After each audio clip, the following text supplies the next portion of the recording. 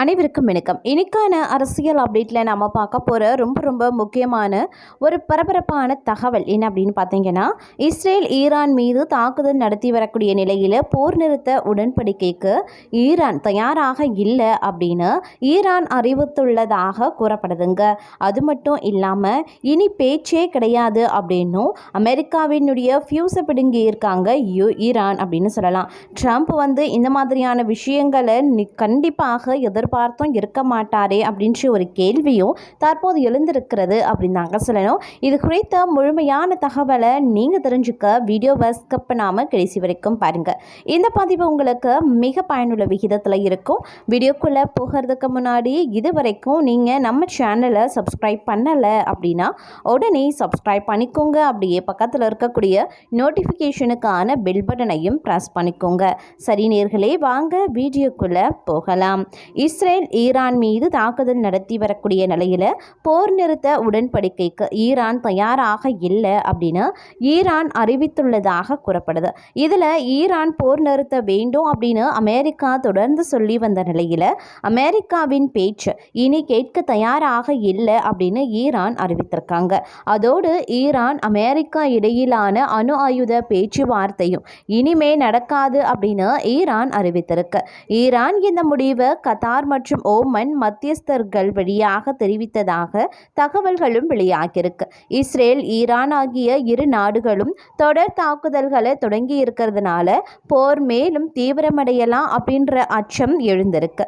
இஸ்ரேலின் தாக்குதல்கள் அனைத்திற்கும் முறையாக ஈரான் பதிலளித்த பின்னரே தீவிர பேச்சுவார்த்தைகளை தொடர முடியும் அப்படின்னு ஈரான் கத்தார் மற்றும் ஓமன் மத்தியஸ்தர்களுக்கு தெரிவிக்கப்பட்டிருக்குங்க.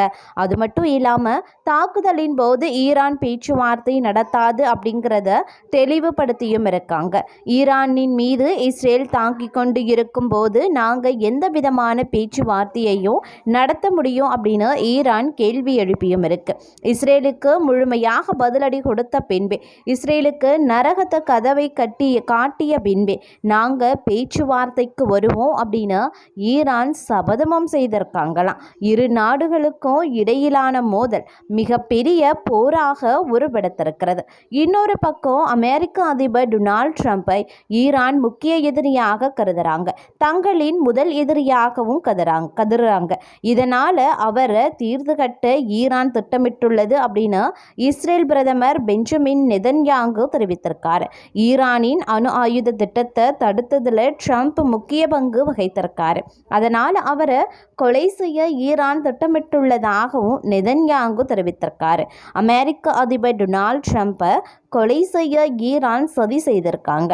ட்ரம்ப் ஈரானினுடைய எதிரி எண் நம்பர் 1 அப்படின்னாக இருக்கிறாரு அப்படின்னு நெதன்யாகுவே சொல்லியிருக்காராம். அது மட்டும் இல்லைங்க, ஈரான் ட்ரம்பை கொலை செய்ய ஏற்கனவே முயன்றது அப்படின்னு நெதன்யாகு தெரிவித்திருந்தார். அவர்கள் ட்ரம்பை கொல்ல விரும்புகிறாங்க, அவர் தான் எதிரி நம்பர் 1 அப்படின்னும் சொல்லியிருக்காங்களாம். அமெரிக்காவின் செயல்களை அவர்கள் விரும்பலையா. அமெரிக்காவிற்கு மரணம் என்று முழக்கமிடும் இந்த மக்கள் அதிபர் ட்ரம்பை 2 முறை கொலை செய்ய முயன்றிருக்கிறாங்களாம். ஆனாலும் அது நடக்கலை. இனியும் அவர்கள் இதை செய்வார்கள் அப்படின்னும், இப்படிப்பட்டவர்கள் கைகளில் அணு ஆயுதங்கள் சென்றால் எவ்வளவு மோசமாக இருக்கும். ட்ரம்ப் ஒரு தீர்க்கமான தலைவர். மற்றவர்கள் பலவீனமாக பேச்சுவார்த்தை நடத்தி யுரேனியத்தை செறிவூட்ட வழிவகுத்திருக்காங்க. ஆனால் ட்ரம்ப் அந்த ஒப்பந்தத்தை கிழித்தெறிந்தார். காசிம் சோலைமானியை கொன்றார். நீங்கள் அணு ஆயுதம் வைத்திருக்க முடியாது, அதாவது யுரேனியத்தை செறிவூட்ட முடியாது என்பதை தெளிவாகவே சொல்லியிருக்காரு. அவர் மிகவும் உறுதியானவர். அதனால தான் அவர்களுக்கு எதிரி நம்பர் 1 அப்படின்னு சொல்லியிருக்காரு. அது மட்டும் இல்லாமல் பயங்கரவாதத்தை ஆதரிக்கும் ஈரானுடன் பேச்சுவார்த்தை நடத்துவது பயனற்றது அப்படின்னும், ஈரான் உலகிற்கு ஏற்படுத்தக்கூடிய அணு மற்றும் பாலிஸ்டிக் ஏவுகணை அச்சுறுத்தலை நீக்க இஸ்ரேல் தயாராக உள்ளது. மேலும் அமெரிக்க அதிபர் டொனால்ட் ட்ரம்பை ஈரான் முக்கிய எதிரியாக கருதுறாங்க, தங்களுடைய முதல் எதிரியாகவும் கருதுறாங்க. இதனால் அவரை தீர்த்து கட்ட ஈரான் திட்டமிட்டும் இருக்காங்களாம். ஈரானின் அணு ஆயுத திட்டத்தை தடுத்ததில் ட்ரம்ப் முக்கிய பங்கு வகித்தார். அதனால் அவரை கொலை செய்ய ஈரான் திட்டமிட்டுள்ளதாக இஸ்ரேல் பிரதமர் பெஞ்சமின் நெதன்யாகு தெரிவித்தும் இருக்கிறாரு. அது மட்டும் இல்லாமல் ஈரான் எந்த வகையிலையுமே அல்லது வடிவத்திலையும் நம்மை தாக்கினா அமெரிக்க ஆயுதப்படைகளின் முழு பலமும் வலிமையையும் இதற்கு முன் கண்டிராத அளவில் அவர்கள் மீது இறங்கும் அப்படின்னு அமெரிக்க அதிபர் டொனால்ட் ட்ரம்ப்பும் தெரிவித்திருக்காரு. அதாவது ஞாயிற்றுக்கிழமை அதிகாலை இஸ்ரேலின் இராணுவம் தெஹ்ரானில் இருக்கக்கூடிய ஈரானிய பாதுகாப்பு அமைச்சக தலைமையகத்தை தாக்கியதாக அறிவித்திருந்தாங்க. மேலும் ஈரானின் அணு ஆயுத திட்டத்துடன் தொடர்புடைய தெஹ்ரானை சுற்றி இருக்கக்கூடிய பல இடங்களை தாக்கியதாகவும் அவங்க கூறியிருந்தாங்க. இதற்கிடையில் அமெரிக்க ஜனாதிபதி டொனால்ட் ட்ரம்ப் தனது சமூக ஊடக பதிவில் ஈரான் மீதான தாக்குதலில் அமெரிக்காவிற்கு எந்த தொடர்பும் இல்லை, ஈரான் எந்த வகையிலையும் அல்லது வடிவத்திலையும் நம்மை தாக்கினா அமெரிக்க ஆயுத படைகளின் முழு பலமும் வலிமையையும் இதற்கு முன் கண்டிராத அளவில் அவர்கள் மீது இறங்கும். இருந்தாலும் ஈரானுக்கும் இஸ்ரேலுக்கும் இடையில ஒரு ஒப்பந்தத்தை நாம எளிதாக செய்து இந்த இரத்தக்களரி மோதலை முடிவுக்கு கொண்டு வர முடியும் அப்படின்னும் அவர் சொல்லியிருந்தார். ஈரானின் இஸ்பாஹ்ரானில் இருக்கக்கூடிய பாதுகாப்பு அமைச்சகத்துடன் இணைக்கப்பட்ட மையங்களில் ஒன்று இஸ்ரேலால் தாக்கப்பட்டிருக்கு. இதில் ஏற்பட்ட சேதங்கள் குறித்து விசாரணையும் நடந்து வருகிறது அப்படின்னு ஆளுநர் அக்பர் சகோலி தெரிவித்தும் இருக்கிறார். அது மட்டும் இல்லாமல் நேற்று இரவு இஸ்ரேல் மீதான ஈரான் தாக்குதலுக்கு பிறகு இஸ்ரேல் போலீசார் 2 உடல்களை மீட்டிருக்காங்க. ஈரான் தாக்குதலால் இஸ்ரேலில் ஒரே இரவில் 10 பேர் பலியாகி இருக்காங்க. அதே நேரத்தில் இந்த தாக்குதல்களால் 180 பேர் காயமடைந்திருக்கிறதாகவும் சொல்லப்பட்டு வருகிறதுங்க.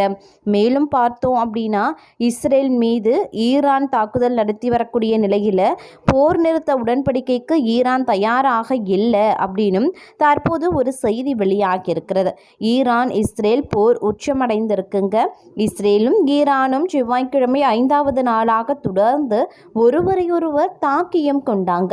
இந்த போரில் அமெரிக்கா தலையிட்டு வர்றதுனால இது உலக போராக வெடிக்கக்கூடிய அபாயமும் ஏற்பட்டிருக்கு. ஈரான் அணு ஆயுதங்கள் தயாரிப்பதை கட்டுப்படுத்தும் ஒப்பந்தத்தை நிராகரித்ததாக கூறி டெஹ்ரானை விட்டு வெளியேறுமாறு அமெரிக்க ஜனாதிபதி டொனால்ட் ட்ரம்ப் வலியுறுத்தினார். மத்திய கிழக்கு நிலைமை காரணமாக ட்ரம்ப் கனடாவில் நடந்த G7 மாநாட்டை விட்டு முன்னதாகவே புறப்பட இருப்பதாக வெள்ளை மாளிகையும் தெரிவித்திருந்தது. அவர் அவசரமாக தேசிய பாதுகாப்பு கவுன்சிலை கூட்டுவார் அப்படின்னு பாக்ஸ் நியூஸ் செய்தியும் வெளியிட்டிருந்தாங்க.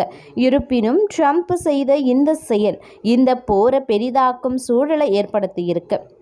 இந்த விவகாரத்தில் அமெரிக்கா ஈரான் மீது குண்டு போடும் பட்சத்தில் அது நேட்டோவின் போராக மாறும். ஏன்னா அமெரிக்கா குண்டு போட்டால் அதற்கு ஈரான் பதிலடி தரும். இதனால் நிலைமை மோசமாகி நேட்டோ போரில் தலையிடும். இதற்கு பதிலடி ரஷ்யா கண்டிப்பாக போரில் குதிக்கும். ஈரான் ரஷ்யாவிற்கு துணையாக பல இஸ்லாமிய நாடுகள் களமிறங்கும். ஏன் சீனாவும் கூட களமிறங்கி தாக்குதல்களை நடத்தவும் வாய்ப்புகள் இருக்கு. ட்ரம்ப் செய்து வரக்கூடிய இந்த தவறு 3ஆம் உலக போருக்கு வித்திடும் அபாயம் ஏற்பட்டிருக்கிறது. இஸ்ரேலை பொதுவாக ஆதரிக்கும் நாடுகள், ஈரானை ஆதரிக்கும் நாடுகள் மற்றும் நடுநிலையான நாடுகள் பற்றி இங்கு நாம் பார்க்கலாம். அதாவது இந்த நாடுகள் போரில் குதிக்கும் பட்சத்தில் அது 3ஆம் உலக போராக கண்டிப்பாக மாறுங்க. அது என்ன அப்படின்னு பார்த்தீங்கன்னா இஸ்ரேலை அரசியல் ரீதியாகவோ இராணுவ ரீதியாகவோ அல்லது ராஜதந்திர ரீதியாகவோ ஆதரிக்கக்கூடிய நாடுகள் பல இருக்கு. அமெரிக்கா இஸ்ரேலின் மிக முக்கியமான நட்பு நாடு.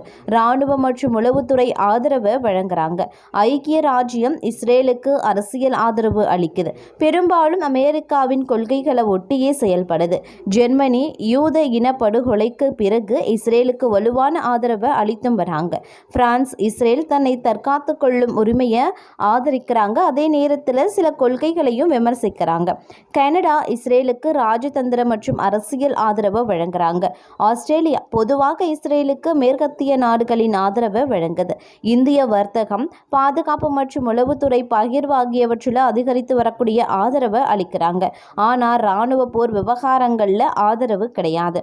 ஜப்பான் அரசியல் ரீதியாக நடுநிலை வகிக்கிறாங்க. ஆனால் இஸ்ரேல் மேற்கு நாடுகளின் கூட்டணியை நோக்கி சாய்கிறது அப்படின்னு சொல்லலாம். தென்கொரியா ஜப்பானை போன்றே நடுநிலையான நிலைப்பாட்டை கொண்டிருக்காங்க. ஆனால் மேற்கு நாடுகளுக்கு ஆதரவாகவும் இருக்காங்க. ஆஸ்திரேலியா, ஆஸ்திரியா, செக் குடியரசு, ஹங்கேரி, போலாந்து, ஐரோப்பிய ஒன்றியத்தில் இஸ்ரேலுக்கு வலுவான ஆதரவு குரல் கொடுக்குறாங்க. அர்ஜென்டினா, பிரேசில் சில அரசாங்கத்தின்களின் கீழே இஸ்ரேலினுடைய பாதுகாப்பிற்கு ஆதரவு தெரிவித்திருக்காங்க. ஈரானை அரசியல் ரீதியாகவோ இராணுவ ரீதியாகவோ அல்லது சித்தாந்த ரீதியாகவோ ஆதரிக்கும் நாடுகள் சில இருக்கு. ரஷ்யாவை பொறுத்த வரைக்கும் ஈரானின் மூலோபாய நட்பு நாடு, குறிப்பாக இராணுவ ரீதியாக சிரியாவிலையும் ஆதரவு அளிக்கிறது. அதே மாதிரி சீனா ஈரானினுடைய வலுவான பொருளாதார பங்குதாரர், உலகளாவிய மன்றங்களில் ஈரானுக்கு ஆதரவளித்தும் வந்துட்டுருக்காங்க.